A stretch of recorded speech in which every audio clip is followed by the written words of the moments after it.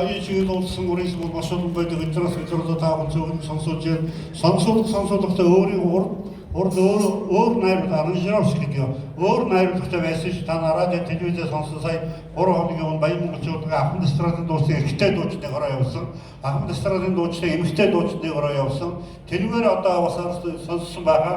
Тэрүүгээр шаардаж болохгүй өнөөдөр өөр үйлчээр найруулгаас бид нар бас гадны хүний хийлгэж үзсэн. Ер нь Монголд яагаад тэрийг үзээ таавал сонсгож байгаамаа. За оюун чимэнд дуусан басан сайхан дуу алсаас дуусан дуу гэж энэ бол алдар хөгж үзэхөч алтан хоёрын хөгжим оюун чимэнд олон удаа энэ дуугаа гадаа дотоод байгаа хүмүүс дуулж байгаа. Одоо ингэ залуу дуучин соёлын ажиллагаа холон мөрж байна. Тийм. Уучтар майстрати. Энэ чинь юу юм бэ? Хэн дуусан юм бэ? Янжин дуулам дуусан. Янжин дуулмыг 1975 онд Улаанбаатар бие зохион байгуулсан эстрадын дуучны урд анх дугаар уралдаанд төрүүлж, Арифын үйлдвэр савд өсгөө өөрхөн хүрчээр дуулж, тэрнийгээ дараа улсын филмд орох эрх авсан ийм учиртай дуу юм байна шүү. Ингээд одоо холонгод ажиллая.